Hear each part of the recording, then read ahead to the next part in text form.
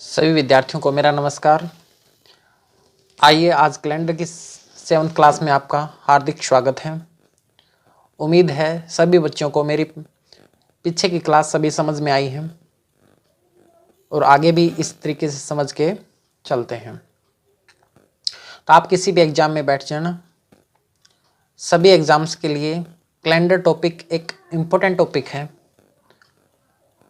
और इन 7 क्लासों में आप टॉपिक समझ के इसकी प्रैक्टिस क्वेश्चन को करें, तभी आप पेपर में क्वेश्चन को अटेम्प्ट कर पाएंगे। तो उम्मीद है सभी बच्चों को ये चैप्टर समझ में आ रहा है और आगे भी ऐसे समझ में आता रहेगा। तो आइए आज इम्पोर्टेंट क्वेश्चन करते हैं। फर्स्ट क्वेश्चन ये है, यदि सोहन मोहन से 342 दिन बड़ा है और मोहन शुभम से 12 सप्ताह छोटा है, यदि शुभम का जन्म छुट्टी के दिन रविवार को हुआ है तो सोहन का जन्म किस वार को हुआ। इसमें 3 मेंबर्स हैं अलग अलग, सोहन, मोहन और शुभम। इसने ये बताया है कि सोहन मोहन से 342 दिन बड़ा है और मोहन शुभम से 12 सप्ताह छोटा है और शुभम का जन्म रविवार को हुआ है। अगर शुभम का जन्म रविवार को हुआ है और मोहन 12 सप्ताह छोटा है तो याद रखना बच्चों, एक सप्ताह में दिन रिपीट होते रहते हैं, फिर दूसरे सप्ताह फिर दिन रिपीट होते हैं, तीसरे सप्ताह में फिर दिन रिपीट होते हैं, यानी 7 दिन बाद वही वार सेम रिपीट हो जाएगा। तो 12 सप्ताह बाद भी तो रविवार रिपीट हो जाएगा, यानी शुभम रविवार को हुआ तो मोहन भी रविवार को ही होगा। अब क्वेश्चन ये है कि सोहन का जन्म किस वार को हुआ। तो सोहन 342 दिन बड़ा है तो हम क्या करेंगे, 342 दिन के वीक बना लेंगे और जो वीक से अलग दिन बचेंगे वो दिन या तो जोड़ के आंसर देते हैं या घटा के आंसर देते हैं। तो 342 को आप 7 से डिवाइड करो, 7 से डिवाइड करने के बाद 48 सत्ते 336 होंगे तो 6 शेषफल बचेगा।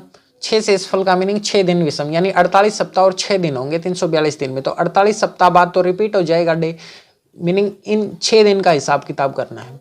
अब 6 दिन आप क्या करोगे, 6 दिन कम करके आंसर दोगे। क्यों दोगे, क्योंकि सोहन मोहन से बड़ा है, इसका मतलब सोहन का जन्म कभी ना कभी पहले हुआ है और पहले का वार निकालने के लिए यानी पिछला दिन निकालने के लिए हम क्या करेंगे, दिनों में कम करेंगे यानी वार में कम करेंगे। तो 6 दिन कम करके आंसर देना। तो रविवार में 6 दिन आप कम करके आंसर दोगे तो सोमवार आएगा, क्योंकि सोहन मोहन से बड़ा है इसलिए उसका जन्म पहले हुआ है। तो आइए नेक्स्ट इंपॉर्टेंट क्वेश्चन करते हैं। देखो बेटा, ये कंपैरिजन के क्वेश्चन आते हैं, जैसे आज, कल, परसों। मीनिंग जो फ्यूचर टाइम होगा वो बाद में आएगा और जो पास्ट टाइम है वो पहले का होगा। तो जैसे पास्ट टाइम को भी कल बोलते हैं और फ्यूचर टाइम को भी कल बोलते हैं, तो इन दोनों में अंतर समझो बेटा। जैसे आज कल को बोलते हैं आगामी कल और आने वाले परसों को बोलते हैं आगामी परसों। बीते हुए कल को बोलते हैं विगत कल और बीते हुए परसों को बोलते हैं विगत परसों। या फिर हम था का यूज, था शब्द बीते हुए कल के लिए यूज करेंगे या बीते हुए परसों के लिए यूज करेंगे। होगा शब्द आने वाले कल के लिए या आने वाले परसों के लिए यूज करेंगे। ठीक है। अब इसमें क्वेश्चन कैसे अराइज होता है पेपर में, आज मंगलवार है तो परसों कौन सा वार था। मीनिंग आज मंगलवार है तो परसों कौन सा वार था का मीनिंग पास्ट टाइम पूछ लिया उसने। तो आज मंगलवार है तो विगत कल, विगत परसों, परसों कौन सा वार था, मीनिंग 2 दिन कम करके आंसर देना है। तो मंगलवार में से 2 दिन कम करोगे रविवार आएगा। नेक्स्ट क्वेश्चन, यदि परसों गुरुवार था तो रविवार कब होगा। देखो बेटा, इसने पास्ट का परसों दिया है कि परसों गुरुवार था तो परसों कौन सा वार होगा। तो परसों गुरुवार था तो रविवार कब होगा, इसका क्वेश्चन ये है। तो देखो, परसों गुरुवार था तो रविवार कब होगा, शुक्रवार, शनिवार, रविवार। रविवार का मीनिंग आगामी कल को होगा, आगामी कल को मीनिंग नेक्स्ट डे होगा। ठीक है। तो ये क्वेश्चन इंपॉर्टेंट है। नेक्स्ट, इस टाइप के क्वेश्चन पेपर में अक्सर देखने को मिलते हैं बेटा, के पश्चात और के बाद। मीनिंग आज मंगलवार है तो 52 दिनों पश्चात कौन सा वार होगा। तो कभी भी ऐसा क्वेश्चन है 52 दिनों पश्चात कौन सा दिन होगा, 50 दिनों पश्चात कौन सा दिन होगा, 84 दिनों पश्चात कौन सा दिन होगा। तो आपको क्या करना है, जितने भी दिन मिले उसको 7 से डिवाइड करो। 7 से डिवाइड करने के बाद ये देखो शेषफल कितना है, तो 7 शतु 49 शेषफल बनेगा 3 और शेषफल जितना भी विषम दिन हो उतने दिन आपको उस दिन में जोड़ के आंसर देना है।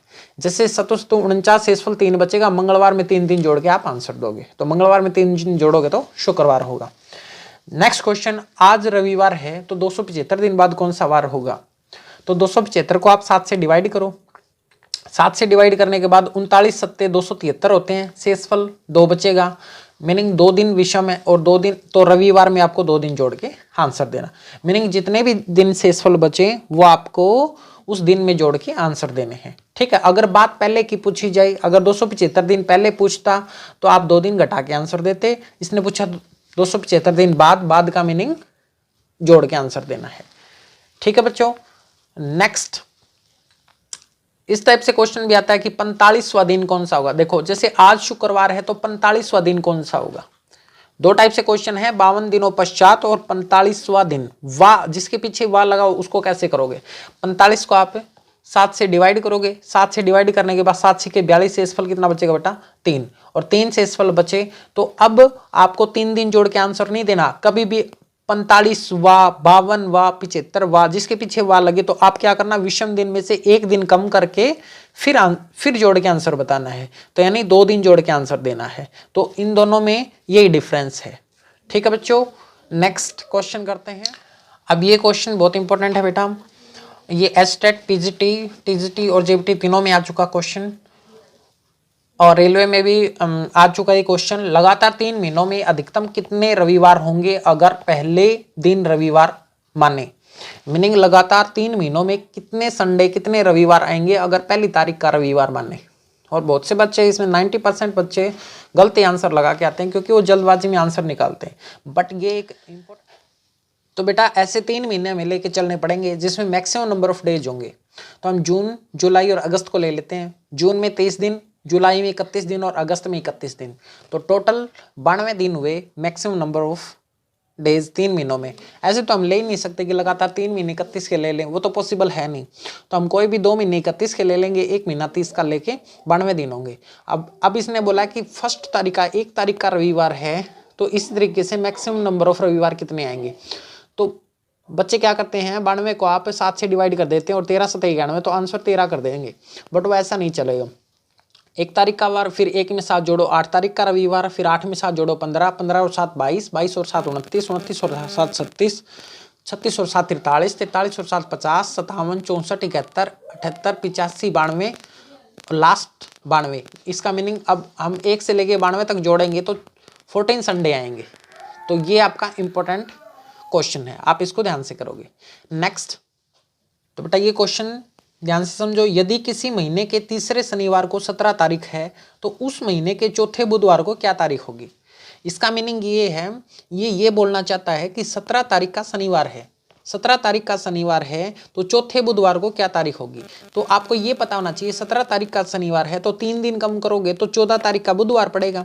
अब 14 तारीख का बुधवार पड़ेगा तो ये बुधवार है कौन सा, ये देखना है कि 14 तारीख का कौन सा बुधवार पड़ेगा, मीनिंग दूसरा बुधवार पड़ेगा, तीसरा पड़ेगा, चौथा पड़ेगा। अब 14 तारीख का बुधवार है तो 14 में से 7 कम करो तो 7 तारीख का भी बुधवार होगा, यानी जो 7 तारीख का बुधवार है वो पहला बुधवार, दूसरा 14 तारीख का बुधवार, 14 और 7 21 तारीख का तीसरा बुधवार और 28 तारीख का चौथा बुधवार, क्योंकि 7-7 दिन जोड़ेंगे तो सेम डे रिपीट होगा। तो 7 तारीख का पहला बुधवार, 14 तारीख का दूसरा बुधवार, 21 तारीख का तीसरा बुधवार और 28 तारीख का चौथा बुधवार होगा। तो इसका आंसर 28 होगा। तो इस टाइप से कुछ क्वेश्चनों को समझ के और फिर करना है। तो ये आपके कैलेंडर की लास्ट क्लास थी। तो हमने जिस बच्चे को पूरा टॉपिक अच्छे तरीके से समझना है वो अपने कैलेंडर की 7 क्लास कंप्लीट क्लास लगाए और अच्छे तरीके से समझ के फिर अपनी बुक से, किसी बुक से आप प्रैक्टिस कर सकते हो, या आपके ऊपर डिपेंड करता है कि आप प्रैक्टिस कितनी करते हो। तो इसी तरीके से हम रीजनिंग के पूरी रीजनिंग कवर करेंगे और अलग अलग टॉपिक को अच्छे तरीके से कवर करेंगे। तो कैलेंडर टॉपिक को ध्यान से समझ के पूरी साथ के साथ क्लास लगाएं और